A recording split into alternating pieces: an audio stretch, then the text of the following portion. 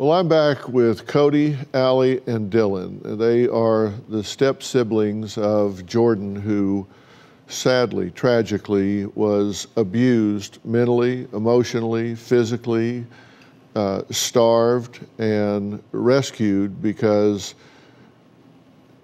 Cody just finally said, I don't care. I'm just going to raise enough hell until something has to happen.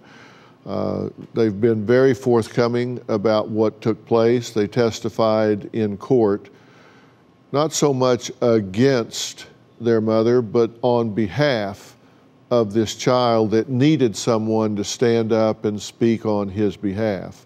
How did you decide that you were going to speak out about this and say the right thing?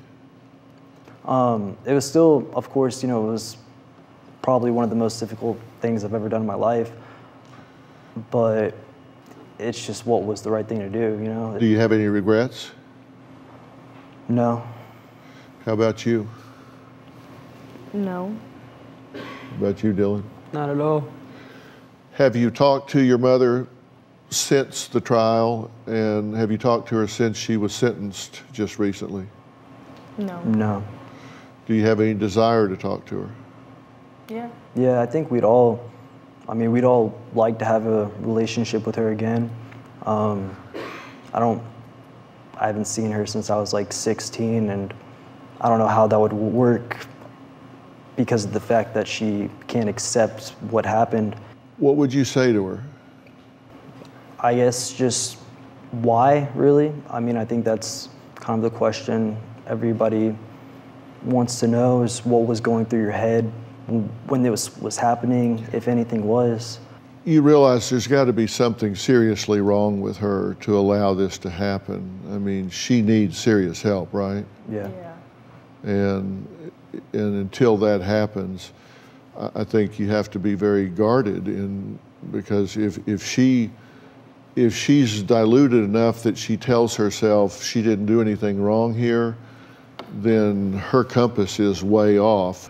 Because if you have empathy, then you're sitting there as a mother knowing that there is a hungry, scared, cold, hurting child in a dark, cold space while you're sitting there having dinner. That's really messed up. And I would hope that you would really say that to her when you talk to her. Say, you need to stop lying to yourself. Now, Cody, Allie, and Dylan say they recently reunited with Jordan at a birthday party and that he is healthy, happy, and thriving. So you guys saw him and he looked good? Yeah, it was really good seeing him like that. After everything that had happened, he had definitely put on a lot more weight. He was happy. Yeah. It was awesome. We walked in there and he just acted like nothing changed. But he was playing video games and he was happy and he was like running around outside and he looked like a little boy and it was the most amazing thing. Well, that's great. I'm so glad to hear that.